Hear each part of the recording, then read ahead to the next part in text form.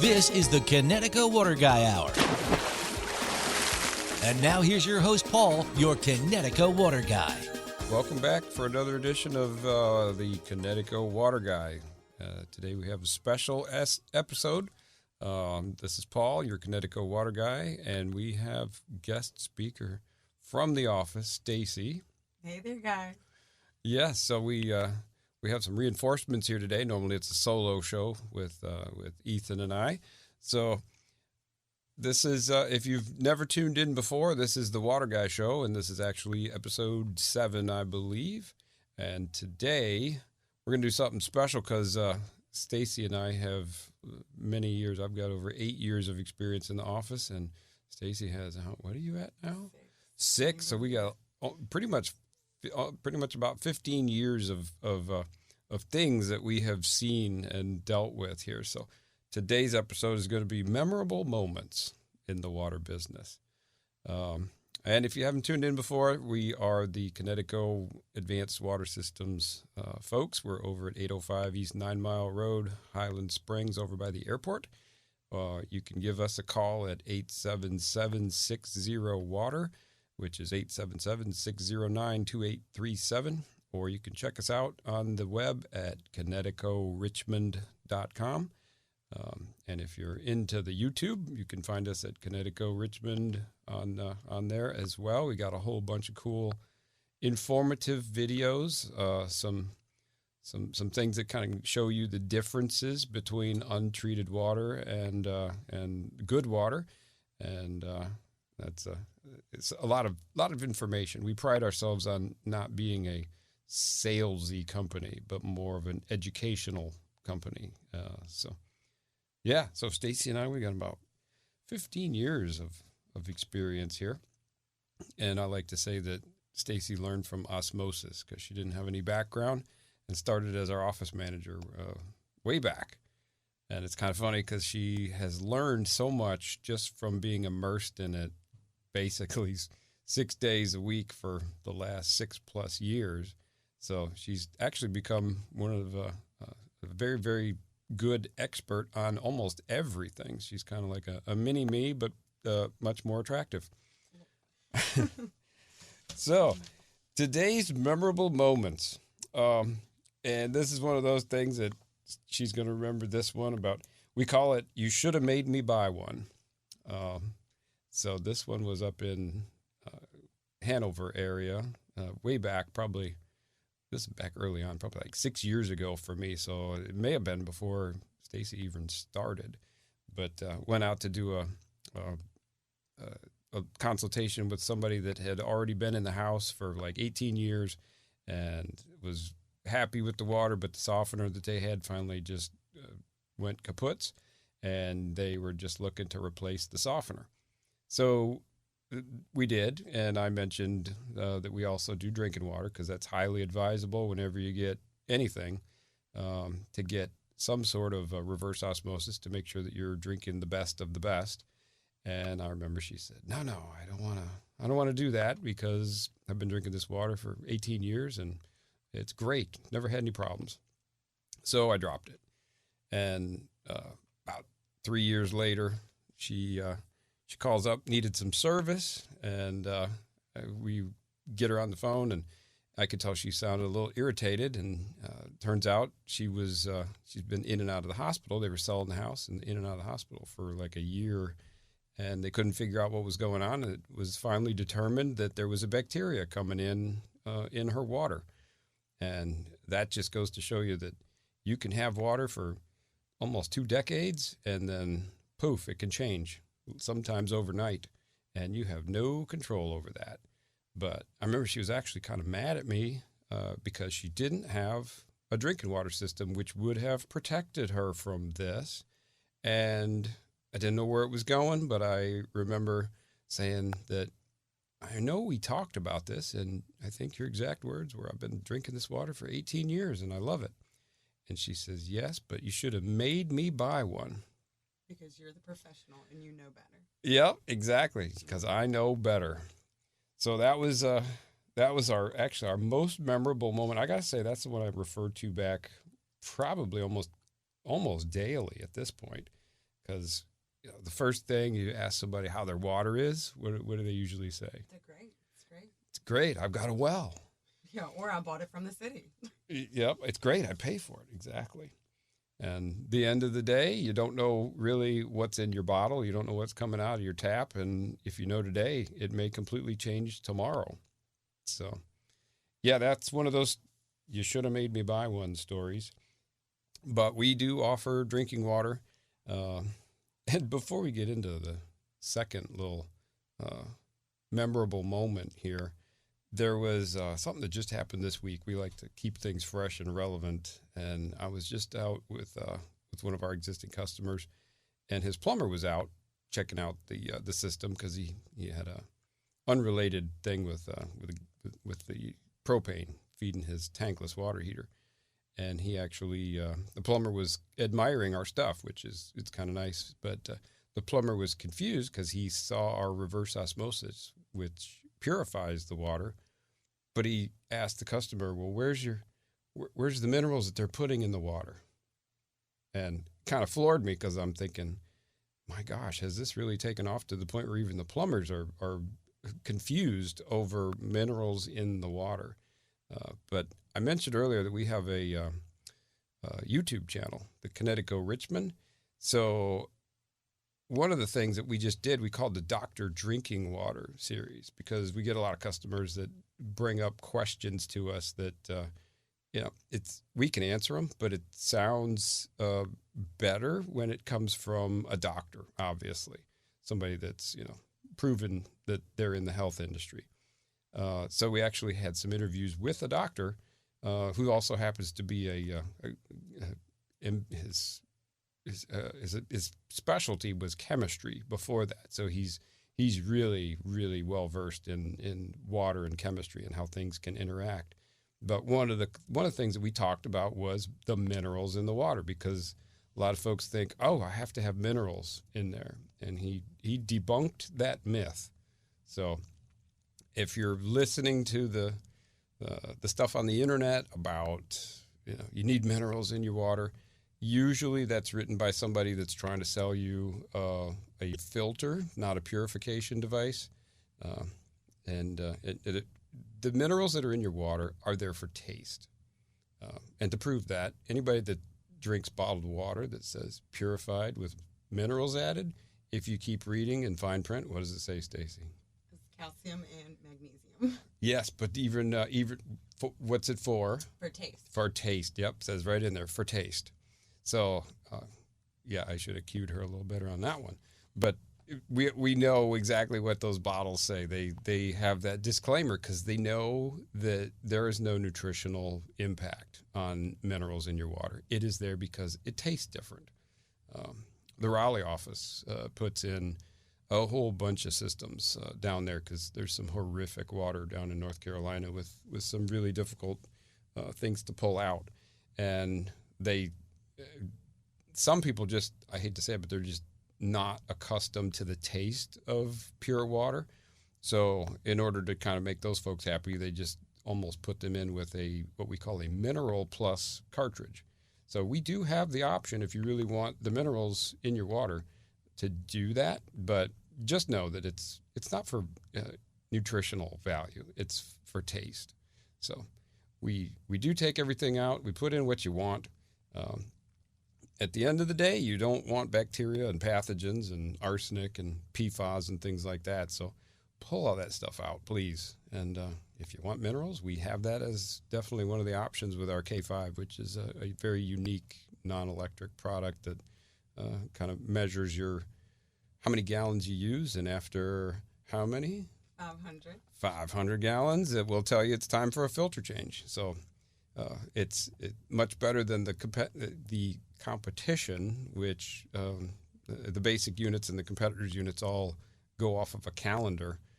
So once a year, you typically change filters on those. But to us, that doesn't really always fit, because you might have one person in the house and you might have 11 people in the house. So, with that variation in how much water you're going to drink, do you really need to change your filters at the same time? Maybe you're changing them too soon. Maybe you're not changing them enough.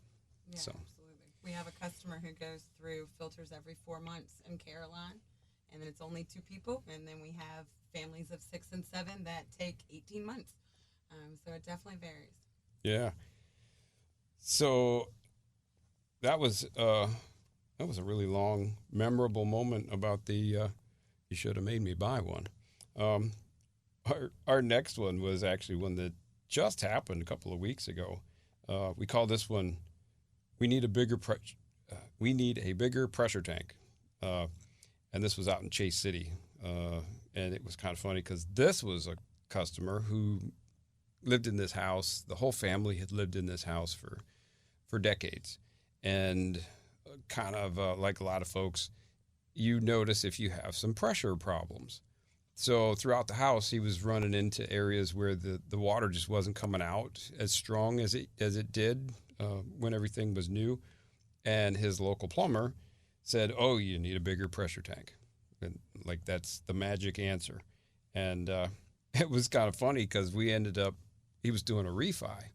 And part of a refi when you have a well is that you have to get tested for bacteria.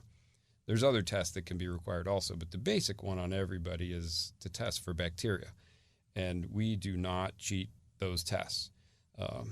There are some folks out there that will it blows my mind. They will pour sometimes ridiculous, like gallons of bleach down into a well, and then they'll take the sample in the house after they've run the water.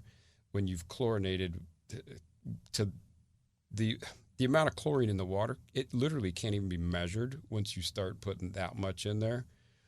To put it in perspective, a swimming pool, the amount of chlorine is measured in parts per million, and it's usually between 1 and 3 parts per million.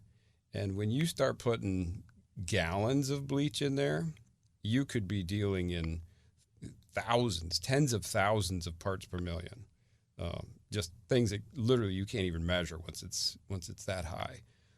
So if 3 parts per million is enough to keep a pool safe, you can imagine if you've got 500 or 1,000 parts per million in that water, it's going to kill any bacteria that are in that actual sample.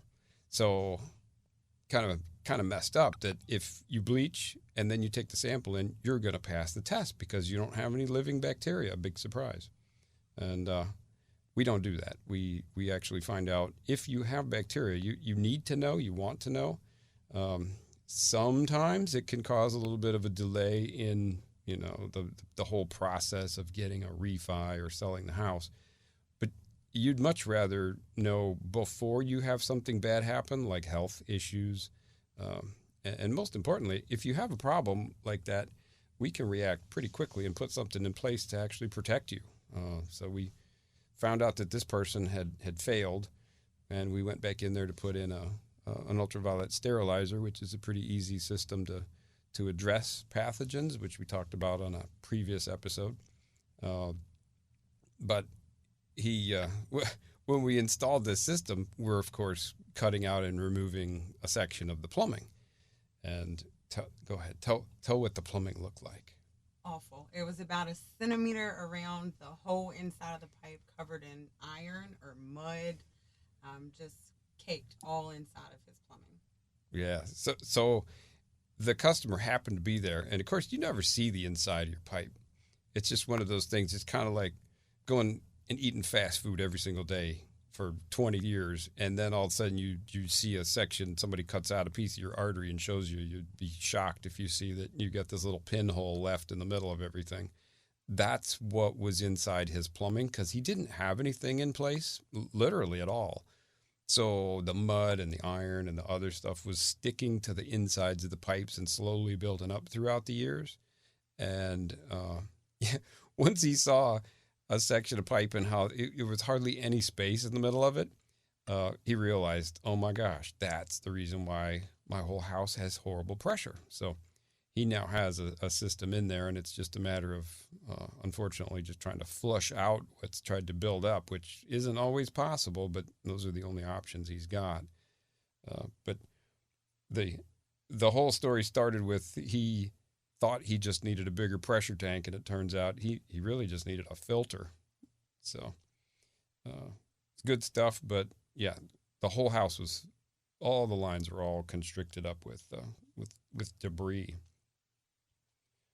The next one, we call this one, we could say this on the radio, poop in the river. You want to tell this story, Steve? This is a cool one. Well, and everybody may have heard about it because it was most certainly all on the news back in 2021 when one of the sewage plants dumped raw sewage in the James River. And they even quoted it an astronomical amount of raw sewage in the James River. And it came downstream to us here. And you know, me and the kids like to swim at the James, and we do not, and stopped at that point. But that's also where we get our drinking water from. The city of Hanover, the city of Richmond, that is where your county city water is coming from. Initially is that James River. Yeah, that was back in July 29th of 2021, if anybody wanted to do any fact checking. And it was over 300,000 gallons of raw sewage. And it was actually from a ruptured pipe. They didn't intentionally release it, which that's a whole nother story. There are certain places that intentionally release because they're maxed out and they don't really have another option. But this was actually Goochland. They had a pipe rupture and 300,000 gallons of raw sewage. That's just horrific. Leaked into the Tuckahoe Creek, which drains into the James. So there was a news thing that I was actually just kind of reminded that was out there. One of those videos that showed there was one of those kayak companies or canoe companies that was shut down for, I think it was a couple of weeks while they were just making sure that the people he was putting in the boats weren't taking their boats in literally raw sewage water, which it's pretty foul. But that was what we call poop in the river. But we are 3 real interesting moments into our memorable moment section there. We're about to take a short break, but as a reminder, this is Paul and Stacey with the Advanced Water Systems Group over in Highland Springs over by the Richmond Airport. You can reach us at 877-60-WATER, or you can look us up online at ConnecticutRichmond.com, or check out these videos we've been talking about on YouTube, Connecticut Richmond. If you search that, you will find them. But don't go away. We're coming right back. We've got a full hour of great fun content here, so hopefully it's some weird facts you'll be able to share with your friends and terrify them. We'll be back.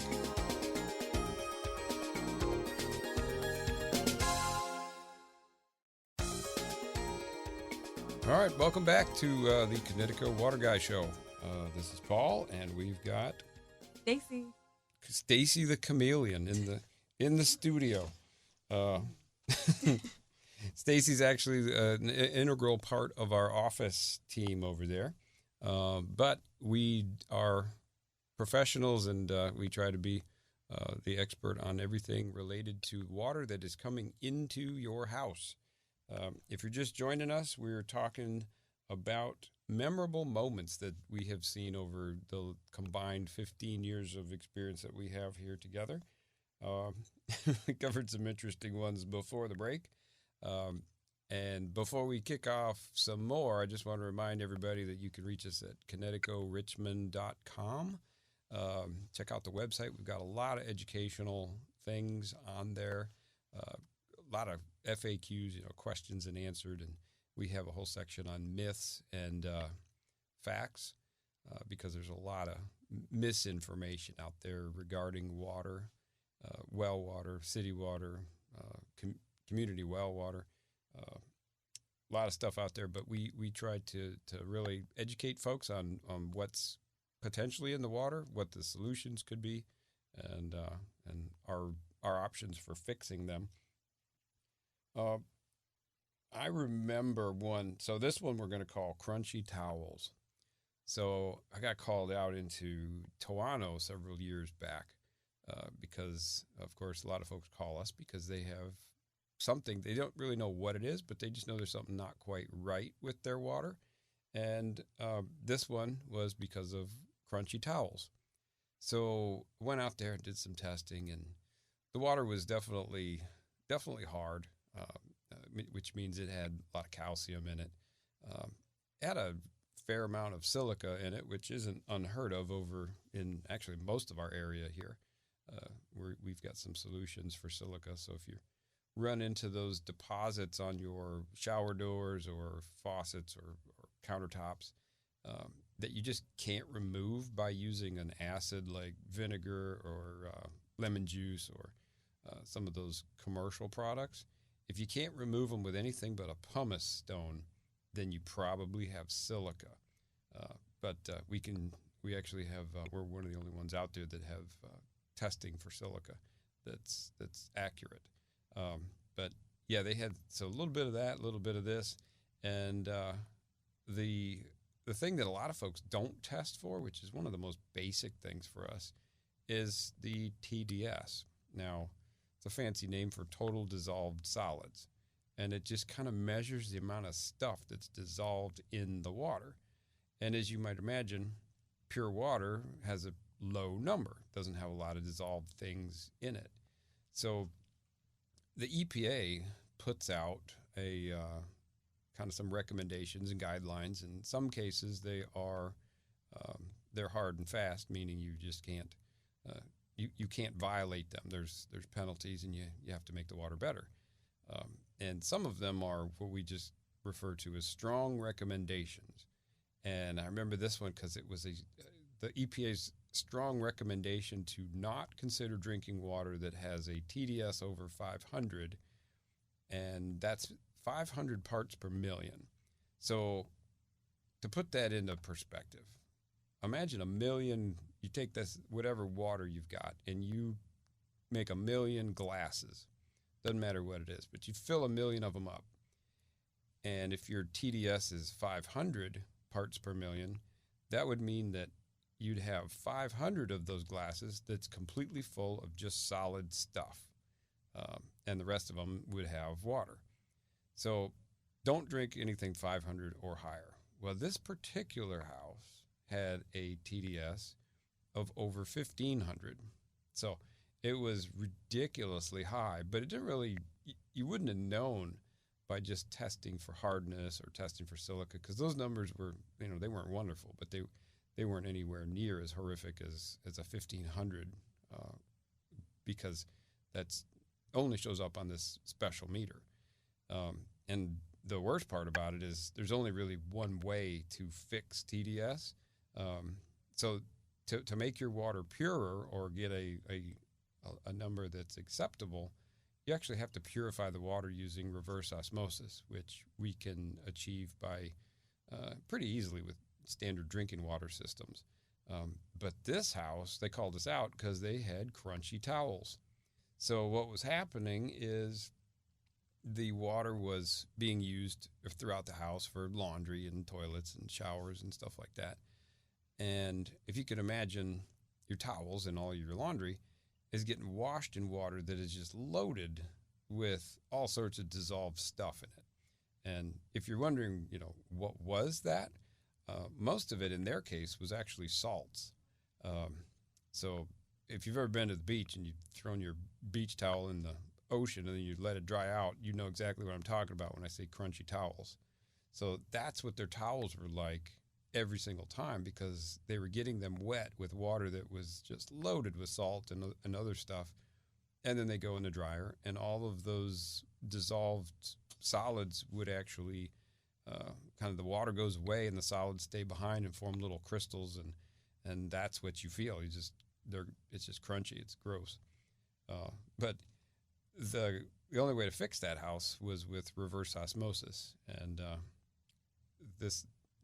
the other funny thing about this one was she already knew there was a problem with the water because of the crunchy towels. So she decided that she was going to boil all their drinking water.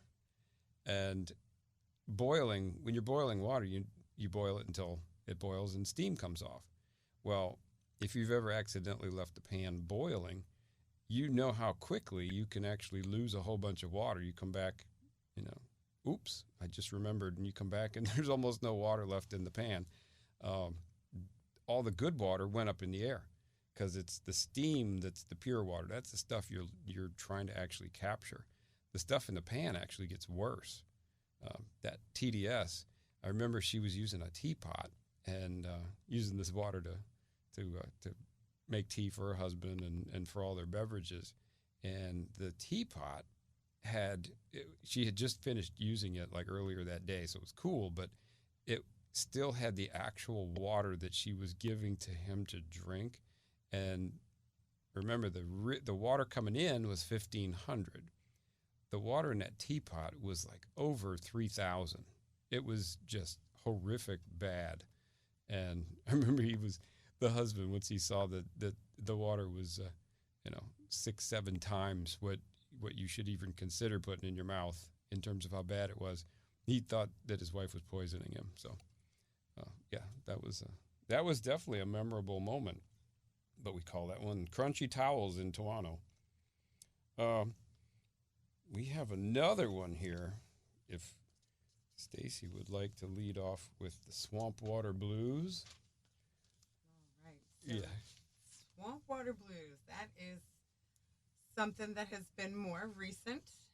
It's definitely been a bit of a headache as far as just trying to determine what that customer was dealing with. They started out, had a complaint of hard water. We installed a softener, and then they became some buildup and some biofilms, and we determined that it was probably some bacteria. So then they got a UV, but we couldn't keep the smell away, honestly. And it wasn't quite sulfur, which is typically the smell coming out of the ground that we would run into. It was more of a stagnant mud puddle. It was very funky and swampy, and we actually did some research on some maps and about the underground water and such, and they're in a lot of swampland. Tons of swamps out there. It's in the Carson, kind of Petersburg area. Lots of swamps, lots of underground creeks running to and from those swamps. And we determined that we think her aquifer is actually pulling swamp water and feeding her home with nice mud puddle swamp water. And that's exactly what it smelled like. And that would explain the bacteria as well, because I'm sure swamps are full of organics and harmful bacteria. So that one, she's got a sulfur guard now, which is our backwash and carbon tank. It's good for sulfur and obviously swamp smell as well, because it's been nice and quiet from her neck of the woods. Knock on wood, we spoke it up. But hopefully that's she's extremely happy. She's obviously protected from bacteria. She's got her drinking water system. She's got the softener for her hardness and iron. And now that final layer of protection for the smell, and that's the backwash and carbon tank. But it took us a while to get there. Yeah, and it's not just any backwash and carbon tank. This one actually uses 7% hydrogen peroxide to clean itself. It doesn't put the peroxide in the water.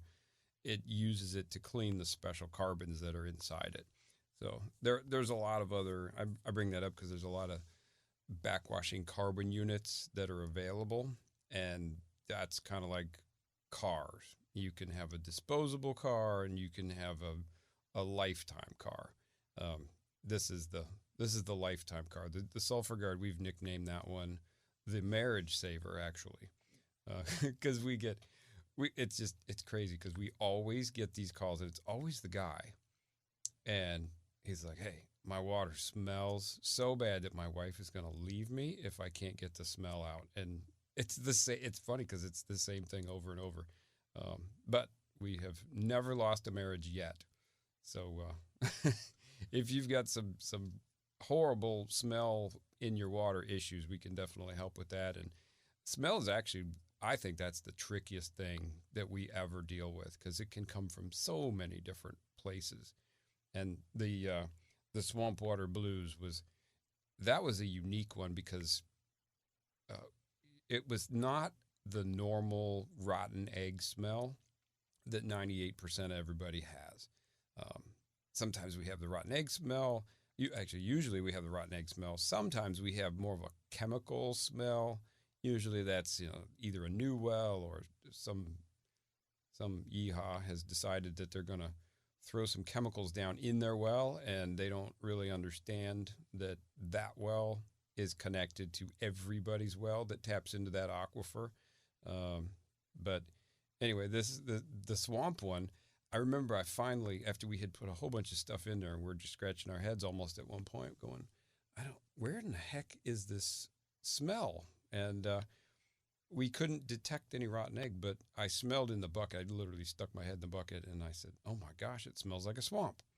And even though we've been there several times, this is one of those things. I remember coming back to the office, and I'm like, Stacey, it smells like a swamp. It's the weirdest thing. So she's the one that went crazy and kind of zoomed in on Google and did all the research and said she lives in the middle of like 3 swamps. And then it all made sense. So we definitely dig in, and in each challenge we rise to it, and it's a team effort. So yeah, the swamp water blues was a famous one that, thank goodness, we got that one nailed. So as we mentioned before, we're Connecticut dealers, and Connecticut was a company that was actually invented back in 1970, and it was 2 engineers. One of them had a background in hydraulics, and one of them had a background in, believe it or not, watchmaking.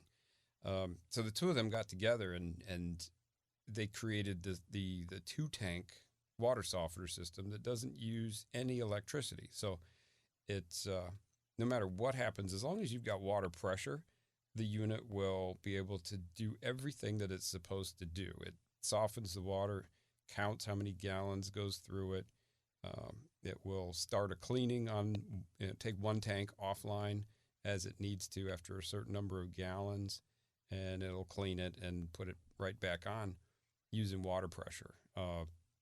So as long as you got water pressure, you don't need electricity. And a lot of folks it just blows their mind because they're like, well, what time is it going to clean? And the answer that we always give is it cleans when it needs to clean. It doesn't care what time it is. It doesn't even have a clock. It's basically just put it in a cave and forget it. Set it and forget it. So the Connecticut was, like I said, back in 1970, they came up with this concept, and it was so perfect when they first did it that literally within like 2 years, all of the models that came out after that have almost the same exact, actually they do have the same exact part numbers in most cases. So we've got units that, not in this area because it hasn't been over here long enough, but in Ohio where it was invented, there are plenty of systems that were actually installed in the early 70s that are still working. And that kind of is a lead in to the durability of these things. Is they're almost bulletproof. So our next memorable moment is what we call the antique water softeners. And we have them on the schedule here. But out in Williamsburg, Colonial Williamsburg to be exact, they've got a lot of older facilities that were put in the 80s and 90s. And this one building, because when you have equipment that you need to protect from hard water, they'll have water softeners set up to be able to, take the calcium out of the water. So there's this one facility it's very odd, and there's nothing private about it, so I'm not going to get in any trouble talking. But it's down in like a basement, a very creepy ladder that you got to walk down to even get down to this second level. And I got down there probably like a month ago to take a look, and they have these 4 Connecticut water softeners all set up that have been in place since the mid 90s. And they're all still working with the exception of 2 of them. And the 2 that aren't working are because something fell against them and actually they're leaking because there's finally a crack developed. But out of the 4, 2 of them are still working fine. And 2 of them we're actually going to go out there and replace with the identical same model within the next few weeks here. So it's kind of funny that we do see the and we see it a lot, actually. We see some of these that are 20, 25 years old in residential applications, but this was the first time I'd walked into a commercial environment and actually found, true antiques, over 25-year-old units that are still being used in a commercial setting. So if you're looking for a Kinetico, if you're looking for a water softener or any water treatment equipment, that's not just, whatever the fad of the hour is, but you want something that is a true investment in your home, that you're going to have potentially for the rest of your life. We are definitely the folks you want to reach out to. Give us a call. Learn more about it. Office is open 9:30 to 5:30 Monday through Friday. Website is always open, KineticoRichmond.com, but the phone is at 877-60-WATER. And with that said, we are going to go into our next break. Don't go away, because we're coming right back with more memorable moments from the Water Guy.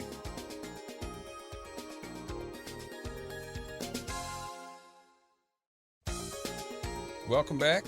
We're in our final segment of this episode of the Kinetico Water Guy. And I am Paul, and we have... Stacey. Yep, Stacey the chameleon from The Office. And I will not tell exactly what that means, but we'll on a later show, we'll talk about the background for Stacey the chameleon. But we're talking today about what our memorable moments over our 15 years of combined experience just between the two of us here. And if you're waiting to write down a phone number, 877-60-WATER, which is 877-609-2837. Or you can go to our website and check more out about us, KineticoRichmond.com, all one run-on word there. And we've got a whole bunch of educational and informational tidbits in there. We've got videos. We've got frequently asked questions about water problems and concerns. We've got product recommendations if you already kind of know what your problems might be. And we've got a whole bunch of YouTube videos that you could check out. Look for the Kinetico Richmond channel. If you do a search on it, it should pop up. I believe we're the only one out there like that. So you've got the team that specializes in treating the water that's coming into your home.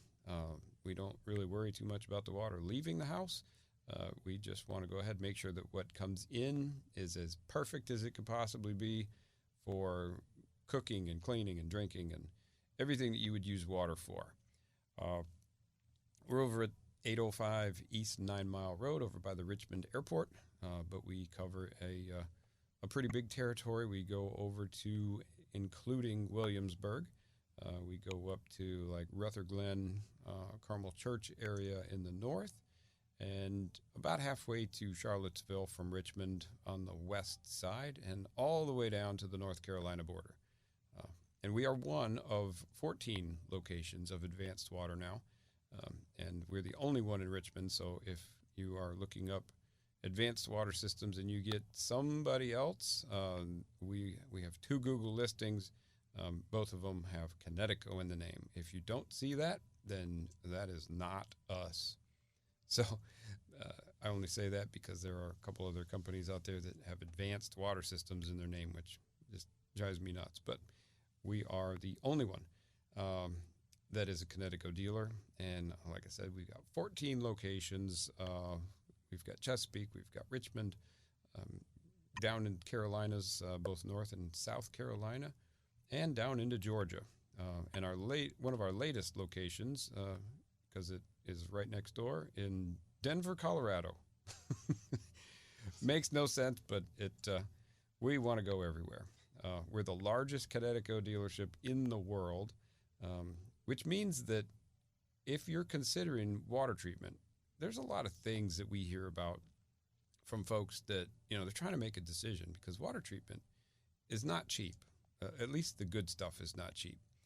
But it's more than the price. It's about the fact that you've got a relationship with somebody that's going to be taking care of your water, hopefully for the rest of your life, or at least as long as you're in that home. And there's a lot of folks out there in this business that are what we call one-man shows. Somebody that makes their own freak Frankenstein type units out of their garage. They don't tell you what's in them. They won't tell you what's in them, which that alone is kind of sketchy, because if you're putting something in somebody's water supply and they're drinking that water, they darn sure need to understand everything that you're doing so that you're not creating, talking about the competitor, the competitor could be creating a health hazard without even really realizing it. Because, like I said, some of these systems and people that are out there, they make them in their garage out of parts that who knows where they come from. All of our stuff is all NSF certified and has gone through rigorous testing to make sure that it's safe. Because Connecticut is actually, we talked about this before the break, but 50 years old. It was invented back in 1970 and has been made in the U.S. Ever since. But it's one of those things that we've got a long history of taking care of water and taking care of people. So if you got a one-man show that does your water and all of a sudden that one man decides that he wants to leave town or retire, then you end up scrambling, trying to call other folks. And that happens to us lately probably 10 times a week, where the folks that were taking care of their system before put something in there. They really don't know what they got, and there's no paperwork because these guys are just kind of making stuff up. And then they want us to take over service, and it's very challenging because in a lot of cases, it's not even working anymore, or it never really addressed all of the problems that they have because that person or organization never really did the proper testing. So we are the most thorough, and you can see that our Google reviews are at this point flawless. Obviously anything could change, but we are perfect 5 as of now, and I think we're getting close to almost 200 of them. So dedicated to this. That's what we are turning our entire lives into. But anyway, enough about that. You're dying to hear about some memorable moments. So the next one that we're going to talk about is not enough water. It's really not that. This isn't a really like, oh my gosh moment, but this was one of those that it just blew my mind. We went out to, we do residential and light commercial and industrial, and pretty much unless it's a water treatment plant for a city, we can handle everything that they can throw at us. And we were in a building, and this building had a bunch of residences attached to it. And let's just say that if anybody has ever seen 2-inch piping, 2-inch piping is about the size of your wrist. It's big. There's a lot of water blazing through there. And anybody that has a well probably knows what a pressure tank is. A pressure tank just basically holds the water and then pushes it out to the house as you're using it. And that's what really delivers it with pressure behind it all the time. Well, this particular setup had 2-inch pipes, so it has massive pipes, and it has these 2 huge tanks that each tank is, I want to say it was 400-gallon tanks each one. Most houses have a 20-gallon. So you've got 800 gallons compared to 20. So that's 40. It's like 40 residential systems all combined into one little space. So it's big. They needed some industrial-sized equipment to be able to keep up with that kind of load. And so we put a whole bunch of equipment in there, got everything perfect. And then the very first time the equipment went to clean itself, we found out that there wasn't enough water in the well to even get through 4 minutes of a cycle of a cleaning. So not enough water. So that was the holy cow moment. How can you have all of this piping and all of these massive tanks and only hold about 200 gallons of water before your well is empty on a commercial type environment. But yeah, that was memorable, but not in a good way. That was more, what do we do now? So we had to invent and create a system that would kind of slow their water down and turn the system on and let it partially clean itself, but then turn itself off as soon as it got down to a certain point, so that the building still had a little bit of water, and then it would wait until we got enough water coming back from the well to kind of refill the tanks, and then it would start and it would run for 4 minutes. It was an absolute nightmare. But no matter what we run into, we can overcome it, because we've got folks that just don't give up. But if you don't have enough water in your well, it's actually called a low yield well, and we actually have a lot of those in our area. So if you have a low yield well, give us a call, because we have specific solutions for that.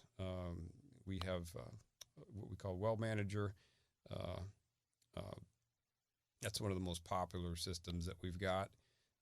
And it literally just harvests water slowly out of the well and puts it in a holding tank, and then we go ahead and pump that out to the house. So if you have a low yield well, you know who you are.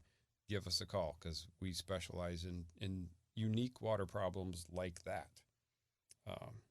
But that was the memorable moment about not enough water. We have one here. I tried to come up with a nice, cool title, but all I got was, "Man, that's a lot of manganese." So there's a place west of Richmond, which the listening area of this radio station is definitely not going to get out that far. I think it's like 48 miles west, but it's called Trice Lake. And I got a call from a builder out there who was putting in his own house, and he'd done some research, and he knew that based on what he had heard and what he dug up, that the Connecticut was the best, and there really wasn't a local dealer set up over there.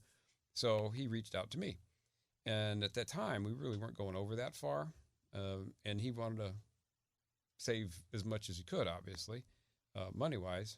So I kind of met him halfway, and I scoped it out, tested the water, and then he was actually going to connect the system himself, which we don't normally do. But he's, like I said, he was a contractor, and I kind of tutored him through all of this.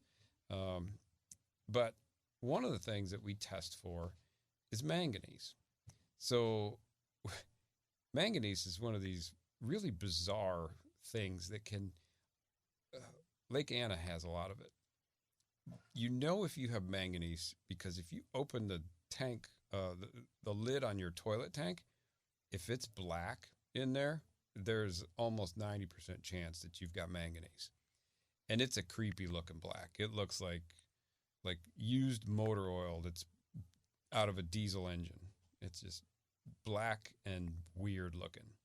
And you would think the water's clear. How am I getting all this black stuff out of it? But usually manganese hangs out with iron, and iron is one of those things. It doesn't always have to, but usually if we see some iron, we test for manganese, and we can kind of see a correlation there. But manganese is one of those weird things because the EPA has a strong recommendation of 0.05 parts per million of manganese. And that's a very tiny amount. And manganese has been linked to neurological problems and things like that. Currently, North Carolina enforces the manganese limits, but Virginia does not. So makes you wonder, it's the same manganese. One of them realizes that it's definitely a health issue.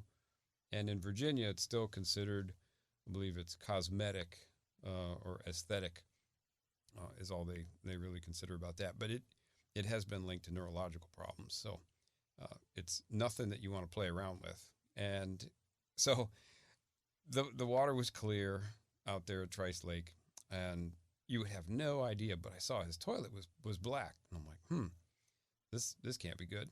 So we tested for manganese, and I actually had to get a different test device because normally you're talking 0.05. You're talking really tiny amounts, and that's the max. His number was it was 3.5. It was not even close. I've never seen anything since then, or up until that point that went over or even got close to 1.0, and his was like 3.2. It was over 3.0. I remember that because I had to do the math, and I told him, I said, you can't drink this. This is horrific water. So we put a Connecticut twin tank softener in there, and his iron really wasn't bad, which is weird that you'd have manganese that bad, but the iron wasn't really a problem. So the twin tank softener is very effective at making sure that he's 24/7, he's being treated for manganese.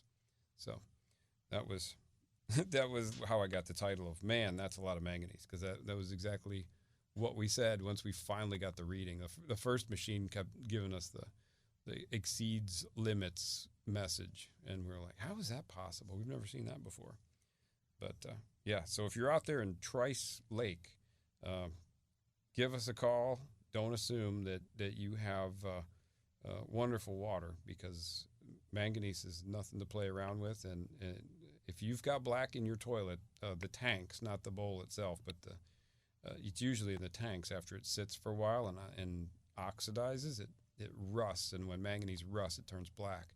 So if you got black in your toilet tanks, call us, 877-609-2837, or ConnecticutRichmond.com. We've actually got an info sheet on manganese specifically that you can get a little bit more information on. We have a chat, live, actual real person chat on the website, so you can ask questions, and no matter when it is, you'll get a real live person that'll be able to respond back to you. So, man, that's a lot of manganese. That's it for that one. Stacey's been silent over there because I'm digging back from some of the initial crazy things that I've seen. The very last, I got one. Actually, I got two more, but I'm only going to hold the salt. We're going to do hold the salt. So, got called out to a shallow well. It was a young couple. This was probably 5-6 years ago. And they just said that their water was, their Kool-Aid was tasting funny. And do you remember this one? No. I think I do. Yeah, this was way before you. That's a long time. Jeez. So I get out there and doing the testing, and hardness looks fine, pH looks fine. There wasn't any chlorine. Nobody had dumped chlorine or anything goofy into the well. And as a general rule, I will never accept a beverage from a customer until I know exactly what's in the water. So, and it always happens. The people with the worst water, and they know there's something wrong with it, they offer me a beverage. But anyway, I didn't, and thank goodness I didn't, because it turns out that somebody was angry at them and had lifted the concrete lid on their shallow well and poured a bag of softener salt down in the well. So couldn't really help with that, because it was just going to fix itself. But anyway, make sure that that you don't have any angry people that are going to put salt in your well. But hopefully these stories were a little entertaining and some education level. But 877-609-2837 again is our phone number, and Stacey and I and the whole team are looking forward to being able to help you with your water treatment needs. And thanks again for sticking out another episode of the Connecticut Water Guy. We will see you next week. You've been listening to the Connecticut Water Guy Hour. Join us next week for another edition with Paul, your Connecticut Water Guy. Opinions expressed on the program may not necessarily reflect the views of station management and ownership. Portions been recorded.